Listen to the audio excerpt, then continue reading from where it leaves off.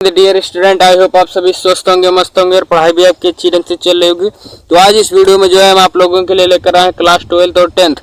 ये जो है इस जो है वीडियो में क्लास 12th और 10th बोर्ड एग्जाम में जो पूछा जाता है क्वेश्चन रस और छंद और अलंकार, तो काफ़ी इंपॉर्टेंट है। और ये जो है आपका जो है 6 नंबर का क्वेश्चन पूछा जाता है। तो इस वीडियो में जो आपको लास्ट तक बना रहना है। तो चलिए देखते हैं। तो जो 2 नंबर का रस पूछा जाता है और 2 नंबर का छंद और 2 नंबर का अलंकार, तो इस वीडियो में जो आपके 6 नंबर बिल्कुल फिक्स हो जाएंगे। और रस, छंद और अलंकार ये बोर्ड एग्जाम से कभी भी हटे नहीं और ना हटेंगे, और ये काफ़ी इंपॉर्टेंट है। तो इस वीडियो में जो है आपको लास्ट तक बने रहना है, इससे जो आपके 6 नंबर कंप्लीट हो जाएंगे। तो चलिए देखते हैं। सबसे पहले हम देखेंगे रस। तो रस में सबसे पहले इंपॉर्टेंट रस कौन सा है? तो सबसे पहले इंपॉर्टेंट रस है हास्य रस। तो हास्य रस की परिभाषा क्या होगी? सबसे पहले आपको एक परिभाषा याद कर लेनी है और उससे जो है आपकी सारी परिभाषाएं आपको ऑटोमेटिक याद हो जाएंगी। तो उसमें आपको लिखना क्या है? एक परिभाषा जैसे, जब विभाव, अनुभाव तथा संचारी भाव का संयोग होता है तो हास्य नामक स्थायी भाव से हास्य यहाँ पर लिखा होना चाहिए था हास्य नहीं हास, तो ये हो जाएगा स्थायी भाव हास रस की उत्पत्ति होती है। तो आपको केवल यही आपको डेफिनेशन लिखनी है। आपको डेफिनेशन में, परिभाषा में लिखना क्या है? केवल आप उसका स्थायी भाव बदल दें, आपकी पूरी परिभाषा बदल जाएगी और आपका पूरी परिभाषा ऑटोमेटिक सारी परिभाषाएं याद हो जाएंगी। आपको केवल स्थायी भाव आपको सभी पता कर लेने हैं कि जो है स्थायी भाव क्या होता है। हास्य रस का स्थायी भाव क्या होता है? तो हास होता है। और जो है वीर रस का जो है स्थायी भाव क्या होता है? तो उत्साह होता है। ऐसे ही जो है करुण रस है, करुण रस का जो है स्थायी भाव क्या होता है? तो रति होता है। तो इसी प्रकार से आपको स्थायी भाव पता कर लेने हैं, आपको स्थायी भाव याद कर लेने हैं। इससे सारी परिभाषाएं आपकी क्लियर हो जाएंगी। चलिए इसका हम देख लेते हैं हास्य रस का एक उदाहरण। तो ये परिभाषा हो गई। तो इसका उदाहरण क्या है? प्रति सुनी उकसही अकुसाही ओ देखी दशा हरिजन मुस्काही। तो बहुत ही सुंदर जो है उदाहरण है। तो ये जो है उदाहरण कहाँ का है? इस जो है चौपाई कहाँ की है? ये चौपाई उस समय की है जब नारद जी के मन में भी हुआ कि हम भी शादी करें, हम भी मोह माया में फंसे। तो ये जो है नारद जी जाते हैं विष्णु जी के पास, हरि के पास जाते हैं और उनसे कहते हैं कि हमें कोई एक सुंदर सा रूप दे दीजिए जिससे हम भी जो जाएं और नीचे जो है स्वयंवर चल रहा है धरती लोक पर, पृथ्वी लोक पर, वहाँ पर हम भी उस स्वयंवर में भाग लेंगे और इससे हम शादी करना चाहते हैं। तो हरि जी ने किया क्या? तो उन्होंने जो है नारद जी का जो है स्वरूप कैसा बना दिया? स्वरूप बना दिया बंदर का। वहाँ पर वही जो है जब नारद जी सभा में पहुँचते हैं, लोग नारद जी को देखकर हंसने लगते हैं। तो वही की चौपाई है कि प्रति सुनी उकसही अकुसाही और देखी दशा हरिजन मुस्काही। यानी कि नारद जी की दशा देखकर हरि और जन, हरि यानी कि मतलब भगवान, जो हमारे विष्णु जी हैं, वो हरि और जन यानी लोग, जो सभा के लोग हैं, वो देखकर उनको मुस्कुरा रहे हैं। तो वहीं की चौपाई है। तो बहुत ही बढ़िया चौपाई, याद कर लीजिए। नेक्स्ट चलिए देख लेते हैं वीर रस।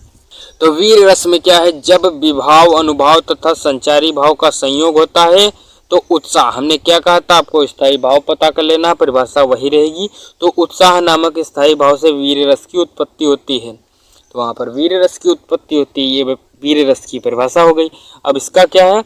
तो इसका भी उदाहरण बहुत बढ़िया है।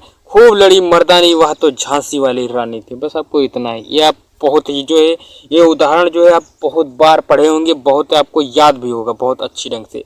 कि जो है कक्षा 5, 6, 7 इसी प्रकार से सभी क्लासों में जो है ये उदाहरण चलता रहा है। तो चलिए अब देखते हैं अलंकार। तो अलंकार भी 2 नंबर के हैं, वो भी देख लेते हैं। तो अलंकार में सबसे इम्पोर्टेंट अलंकार है उपमा अलंकार। तो जहाँ पर उपमेय की तुलना उपमान से समानता के आधार पर की जाती है वहाँ पर उपमा अलंकार होता है। तो इसका जो है उदाहरण क्या होगा, हरिपद कोमल कमल से, हरिपद कोमल कमल से, ये उदाहरण हो गए। अब नेक्स्ट जो है दूसरा अलंकार देख लेते हैं, रूपक अलंकार। तो रूपक अलंकार क्या कहता है, जहां पर उपमेय में उपमान का भेद रहित आरोप हो वहां पर रूपक अलंकार होता है। तो इसका उदाहरण क्या होगा, चरण कमल बंधौ हरि राई। तो ये उदाहरण हो गया। नेक्स्ट तीसरा अलंकार देख लेते हैं। ये 3 अलंकार देख लेंगे, आपको एक अलंकार मिल जाएगा आराम से। तो यमक अलंकार, जहां पर कोई एक शब्द जो है एक से अधिक बार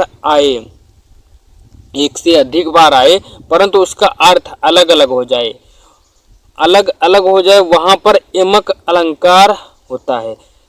जैसे उदाहरण क्या है, काली घटा। काली घटा का मतलब काले जो है बादल हैं, तो जो है घटा, यहाँ पर घटा जो है, घटा का मतलब क्या है, बादल, और का घमंड घटा।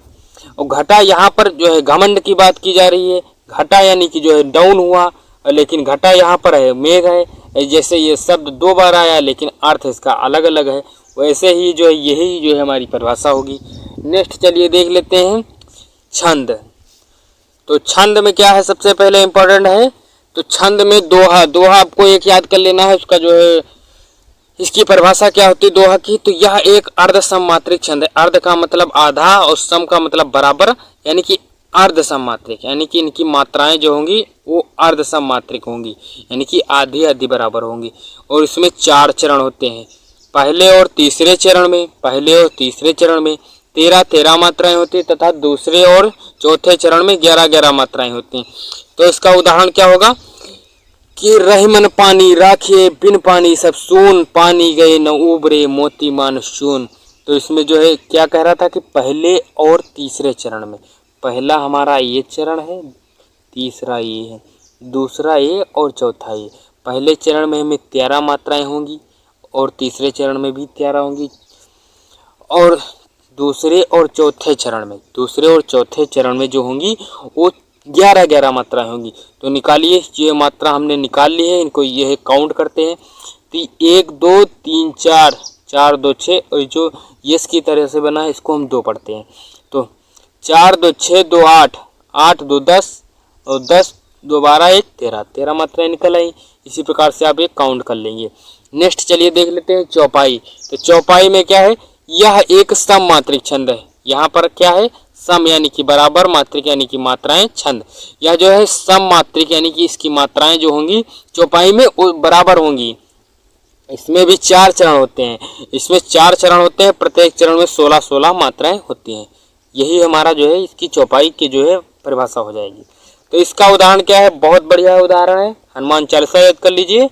हनुमान चालीसा याद होगी, जय हनुमान ज्ञान गुण सागर, जय कपीस त्यों लोक उजागर, रामदूत अतुलित बल धामा, अंजनी पुत्र पवन सुत नामा। तो ये उदाहरण होगा हमारी चौपाई का। तो ये चौपाई आप याद कर लीजिए, बहुत बढ़िया चौपाई है, तो इसको याद कर लीजिए। ये आपके 2 नंबर फिक्स हो गए, 2 नंबर रस, 2 नंबर छंद, 2 नंबर अलंकार, ये आपके जो फिक्स हो गए। आपके 6 नंबर फिक्स हैं बोर्ड एग्जाम में, आप इनको याद कर लीजिएगा, बढ़िया अच्छी ढंग से तैयारी कर लीजिए। तो अब इस वीडियो में बस इतना ही, तो हम मिलेंगे नेक्स्ट वीडियो में, तब तक के लिए जय हिंद।